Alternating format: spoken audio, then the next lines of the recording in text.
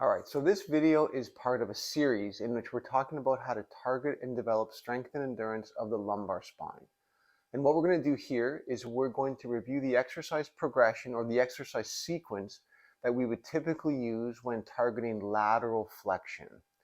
Now, just as a brief outline of the video itself, the first thing we're going to do is talk about some very basic background information about the exercises.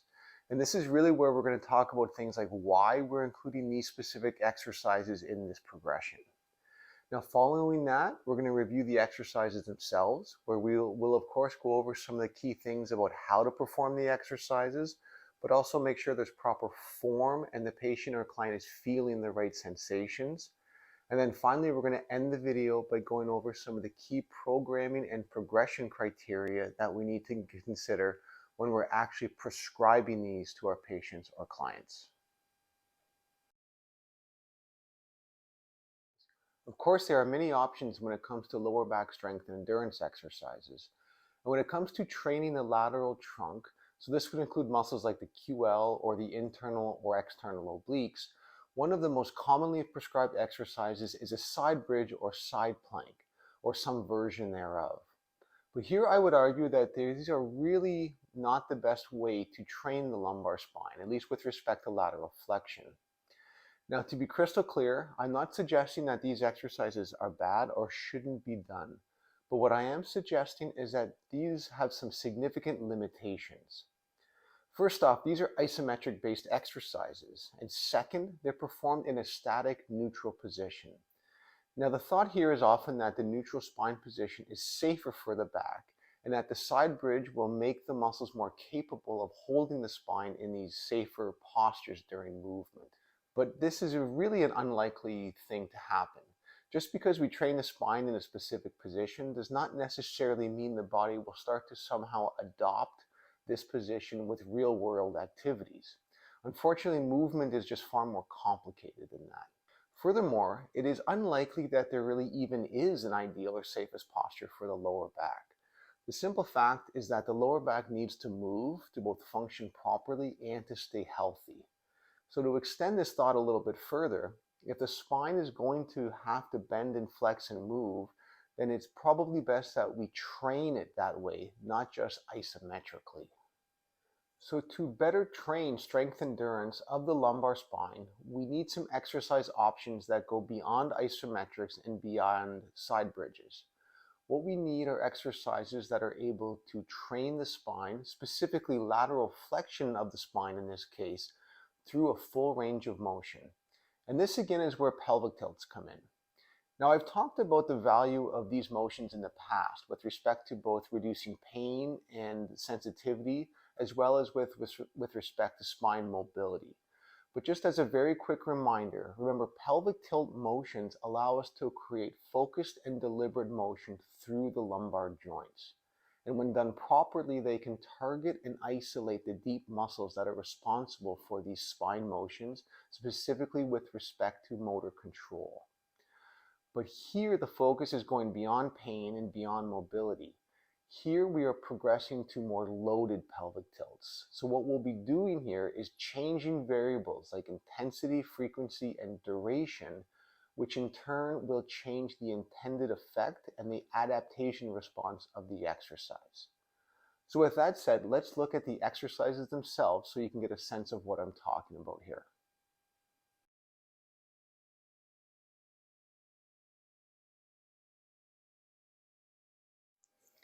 Now, the first exercise in the progression is going to be our quadruped lateral tilt. Now, if you're familiar with our content and you've seen previous videos with respect to training the lumbar spine, you'll notice that this is the same movement that we've included in both our pain tolerance focused exercises as well as our lumbar mobility and control movement sequence. But as previously stated, the idea here is we're changing how we do the exercise in terms of intensity, frequency, and duration to now target strength and endurance. So with that said, let's look at how to perform the quadruped lateral tilt with a strength endurance focus.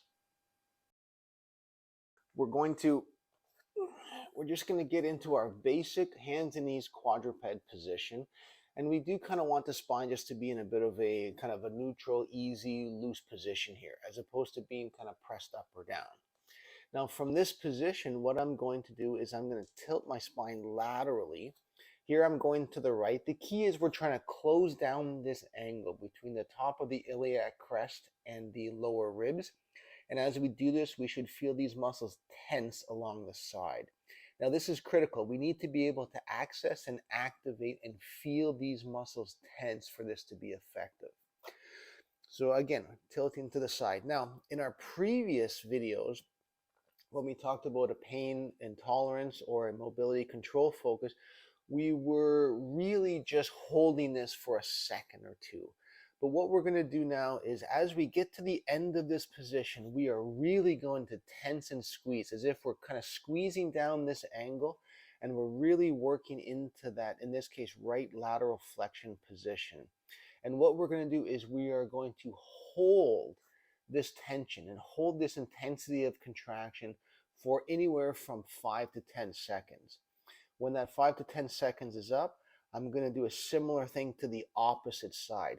Here I'm really trying to engage the muscles on the left lateral aspect of my trunk, but I'm going to hold this position and hold this tension, fighting for every last little degree of motion and tension that I can, 5 to 10 seconds.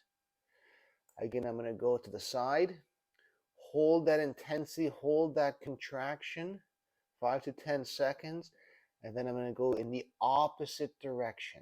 Again, really fighting and squeezing, trying to access that muscle contraction, that muscle tension. Again, 5 to 10 seconds side to side.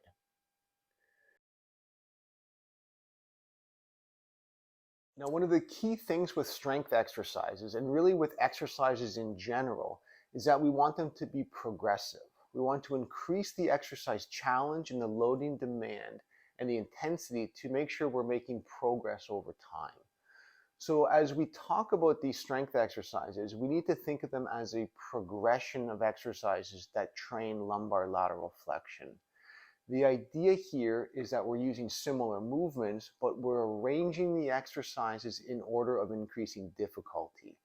This way we can easily select the appropriate exercise level as we are just really trying to work a patient or a client through this continuum. Now the first exercise is the quadruped lateral tilt with strength and endurance exercise. That's what we just talked about. But we're going to have situations where we need to progress further. This is where the concept of a pelvic curl comes in. The idea here is that we're trying to add additional load to these pelvic tilt exercises, just like we would add a heavier weight over time with other resistance training exercises like a shoulder press or a bicep curl. So beyond the quadruped lateral tilt that we just discussed, the next progression, and specifically progressions, are going to be versions of what, like I said, we refer to as a side-lying lateral pelvic curl. So let's get into these exercises. All right, so our first progression of these lateral curls, or specifically these lateral pelvic curls, are going to be our single leg version. So what we're simply going to do here is lay on our side. I want the top leg to be fully extended and in line with my body. The bottom leg is just bent just so it's comfortable and we're stable on the floor, and I can certainly support my head as needed. Now what I'm going to do here is, again, I'm trying to tilt laterally, bringing my iliac crest up towards my lower ribs. But what I'm doing this time is I'm just kind of lifting my leg along with it. So I'm kind of curling up like this. Again, I'm not necessarily trying to lift my leg into hip abduction. The leg is just acting as resistance. As the pelvic tilts laterally, it has to lift the weight of the leg with it. Again, we're not too worried about how high this is lifting. The goal is we're really trying to tilt, so we're accessing these muscles, really closing down this angle, this lateral trunk flexion angle between that iliac crest and the lower ribs here. So again, it's imperative that the motion has quality and we're able to really feel and tense these muscles at the top of the motion. So I'm going to curl up, feeling the tension. Hold that tension, really focus on holding the muscle tensed. couple seconds at the top, and then I'm going to slowly drop this down as far as it'll go, bringing the leg back to the floor. Again, I'm going to curl up, right to the side, really trying to kind of close down this angle, feeling those muscles tense, slowly down to the side. Curling up, holding just for a moment, slowly letting it come down to the side. Now, the other version of this we can do beyond just this basic single leg is we can do a double leg version. The idea here is we're lifting both legs. This will increase the weight and increase the resistance challenge that the lateral pelvic tilt needs to overcome. So here, instead of the bottom leg being bent, I'm simply going to straighten my legs.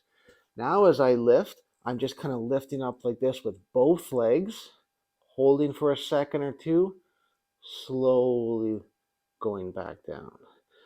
Again, the double leg lift really will increase the intensity and the exercise challenge, but to be effective, we want to keep the form nice and tight. We want that motion coming from here. So we're tipping up, pelvis tilts laterally, closing down that top angle, hold for a second or two, slowly back down the other way. Curling up, hold the tension, feel the squeeze, slowly back down the other way.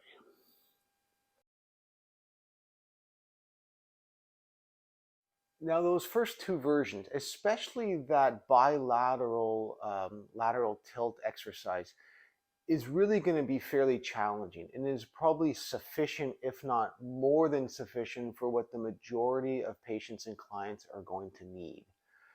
However, if we do have the desire to take this a little bit farther and increase the intensity and the effort even a little bit more, the last exercise in the progression is going to be adding a little bit more motion using a little bit of an additional eccentric motion. So you can certainly do this off of a weight bench if you had access to such a thing. But even if we just used our yoga block, but here instead of putting it under my head, I'm going to put it under my hip. And then I'm going to have this same position with my legs fully extended. And I'm still going to kind of come up this way, closing down this angle. But with the block being here, what's happening is I can come down farther to open up this angle. It's a little bit more of an eccentric motion to get a little bit more motion. In this case, I'm getting a little bit more of this left lateral flexion to open up that right side. And this really helps to control the motion through that extra range. And it helps to kind of train the muscles through a little bit of a bigger range of motion. So again, I'm coming up, hold for a moment or two, slowly come down to increase that little bit of that extra range in order to increase the exercise challenge.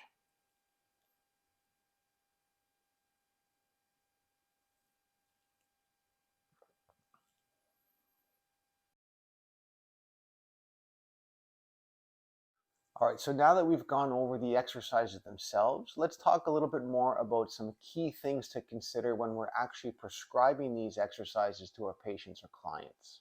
Now, one of the really big things to consider here is that when we're progressing to strength and endurance, we need to increase the effort and intensity, but we also need to consider volume. Think about performing squats or curls at the gym. If we're trying to build strength, we need to work hard with every set, and I would expect to perform several sets to fatigue within the same training sessions. So the same is the case with our lumbar strength and endurance exercises. Here we're going to typically prescribe 3 to 5 sets of each exercise. But remember, as intensity and volume increases, we also need to program rest and recovery. So just like performing squats or bicep curls, we're only going to perform these exercises 2 or maybe 3 times per week, which allows for a minimum of 1 day of rest or at least 1 rest day in between exercise training sessions. Now, in terms of the workload, there are a few options. First, we could certainly prescribe these exercises using specific numbers such as sets and reps as our targets. For example, we could prescribe 3 to 5 sets of 8 to 10 repetitions. There's nothing wrong with that. This is a very conventional way to do things. But the other option is to prescribe these as a what we call a REMOM, which if you recall from some of our previous videos stands for rehab every minute on the minute. Now I've talked about these in much greater detail in other videos, so I won't go into incredible depth here, but I would like to review a few key points for each of these protocols. First, if you're going to prescribe the exercises based on sets and reps, remember the ultimate requirement to build strength is to fatigue the muscle.